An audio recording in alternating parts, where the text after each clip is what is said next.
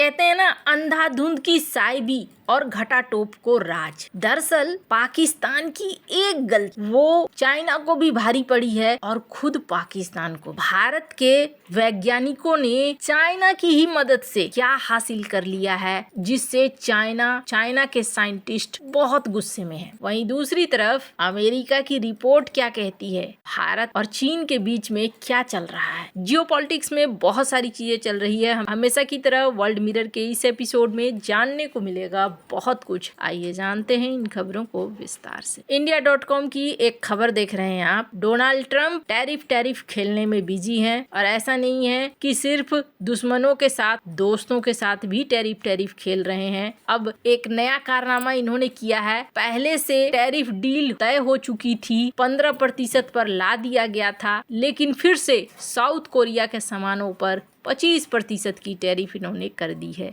यानी 15 से बढ़ाकर 25। अब ये अजीब सा नहीं हो रहा है कि आप ट्रेड एग्रीमेंट फाइनल कर लेते हो फिर इस तरीके से होता है। अब यहाँ पर कुछ किंतु परंतु बताया जा रहा है कि ट्रेड डील में क्या समस्याएं आई, जिसकी वजह से पूरी तरीके से फाइनल नहीं हुआ, तो वापस से लगा दिया गया 25% का टैरिफ। लेकिन इसी अमेरिका में एक रिपोर्ट पब्लिश की जाती है और उस रिपोर्ट में कहा जा रहा है कि चाइना भारत के साथ अपने संबंधों को बेहतर कर रहा है और चाइना अब रिश्तों को ठीक करने के चक्कर में है, भारत के साथ लड़ने के चक्कर में नहीं है। हालांकि अमेरिका के लिए ये अच्छी खबर नहीं है। अगर चाइना भारत से न लड़े तो उनकी जो रणनीति है वो फेल हो जाएगी। पेंटागन की रिपोर्ट में कहा जा रहा है कि चाइना एक बहुत लंबा रणनीति तय कर रहा है। 2049 तक चाइना को एक महान राष्ट्र बनाना चाह रहा है और इस टारगेट के तहत चाइना न सिर्फ अपनी दुनिया में प्रभाव बढ़ाना चाह रहा है, बल्कि एक ऐसी सेना को भी खड़ा करना चाहता है जो युद्ध लड़ने और जीतने में सक्षम हो। पेंटागन ने अमेरिकी कांग्रेस को जो रिपोर्ट सौंपी है उसमें कहा है कि चीन की रणनीति में संप्रभुता,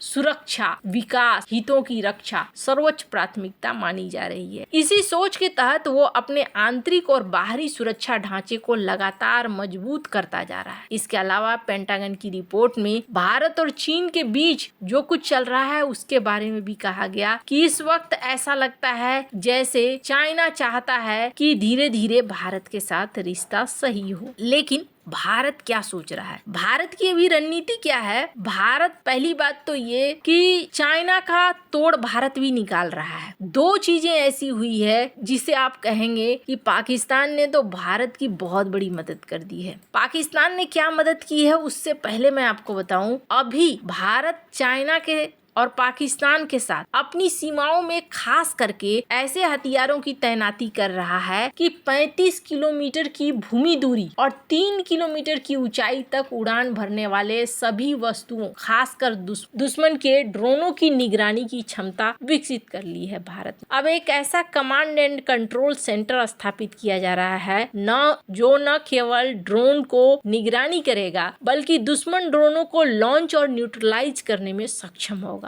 अभी सेना 97% ड्रोन और एंटी ड्रोन गतिविधियों को इस 35 गुना 3 किलोमीटर के दायरे में ला रही है। इस प्लान के तहत पश्चिमी थिएटर में 10,000 ड्रोनों के संचालन की क्षमता विकसित की जा रही है, जबकि LAC में 3,488 किलोमीटर क्षेत्र में 20,000 से अधिक ड्रोनों के तैनाती की योजना है। सेना ने 2 rocket force unit, 2 Rudra brigade, 21 Bhairav battalion तैनात की है। भारतीय तोपखाने की रेंज 150 किलोमीटर से बढ़ाकर 1000 किलोमीटर तक कर दी गई है। क्षेत्रीय कोर कमांडर भारतीय वायुसेना के कमांडरों के साथ मिलकर काम कर रहे हैं। भैरव बटालियन खास बल को दुश्मन क्षेत्र में गहरे रणनीतिक हमलों के लिए सशस्त्र ड्रोन और लोटरिंग मुनिशंस के साथ तैयार किया जा रहा है। सीमाओं पर निगरानी को भी काफी हद तक बढ़ा दिया गया है। तो सिर्फ यही नहीं है, ये तो बस एक ट्रेलर है। अब जो भारत ने किया है वो चाइना के वैज्ञानिकों को बिल्कुल पसंद नहीं आ रहा है। आपको याद होगा ऑपरेशन सिंदूर हुआ। जो कुछ भी होता है कहते हैं ना, अच्छे के लिए ही होता है, कुछ न कुछ अच्छा निकल कर जरूर आता है। ऑपरेशन सिंदूर से बहुत कुछ अच्छा निकल कर आया है और सबसे बड़ी चीज पाकिस्तान ने भारत को वो दे दिया है जिसकी वजह से चाइना इस वक्त रो रहा है। दरअसल हुआ ये PL-15 रॉकेट ये दे दिया चाइना ने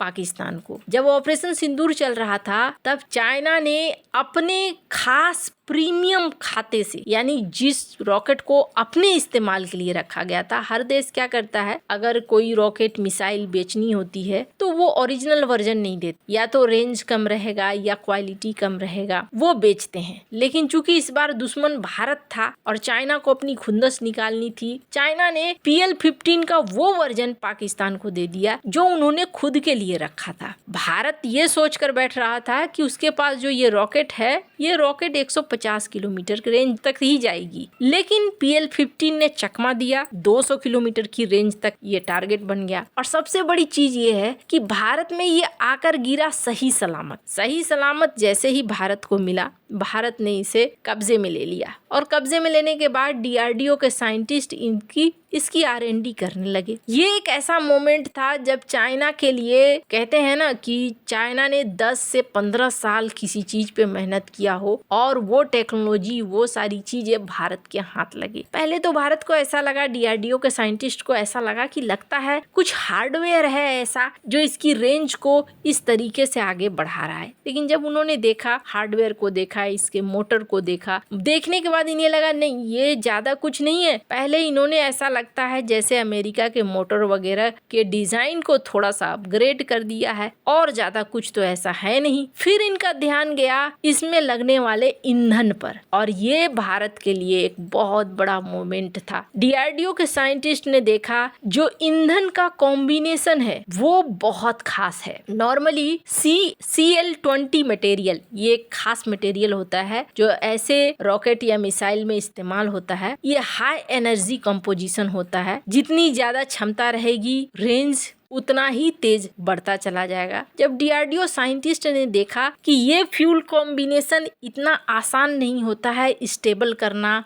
और एक ईंधन के रूप में इस्तेमाल करना, लेकिन चाइना के साइंटिस्ट ने इस चीज में कामयाबी पाई थी और ऐसे ईंधन को बना लिया था। अब भारत के लिए ये कैसे गोल्डन मोमेंट है, इसलिए भारत के लिए ये गोल्डन मोमेंट है कि सिर्फ ईंधन में बदलाव करना है। अब जो भारत के पास अस्त्रा MK1 है 160 किलोमीटर रेंज का, अस्त्रा MK2 है 250 किलोमीटर रेंज का, अस्त्रा MK3 या गांडीव है 350 किलोमीटर रेंज का, इनके हार्डवेयर में कुछ बदलने की जरूरत नहीं है। भारत के साइंटिस्ट को वो कॉम्पोजिशन मिल चुका है कि इनके ईंधन में बदलो, और इस ईंधन को बदलकर हम आराम से इनकी रेंज को और ज्यादा बढ़ा सकते हैं। तो भारत के हाथ में वो खजाना लग गया जिसका रिसर्च करने में चाइना को 10 से 15 साल लगे होंगे। पाकिस्तान के लिए थैंक यू। हालांकि आपको बता दूं, इसके बाद समस्या ये पाकिस्तान के लिए हो गई कि भारत के अब कई मिसाइल्स या कई रॉकेट जिनकी रेंज कम थी, अब इस फ्यूल की मदद से रेंज उनकी बहुत तेजी से बढ़ जाएगी। तो पाकिस्तान का एयर स्पेस सुरक्षित अब नहीं रहा, लेकिन जो भी है इसमें पाकिस्तान को धन्यवाद बोला जाना चाहिए। आपको क्या लगता है इन सब मामले में, आपकी क्या राय है, कमेंट कर जरूर बताएं। जल्द मिलते हैं अगले वीडियो में नई खबर के साथ।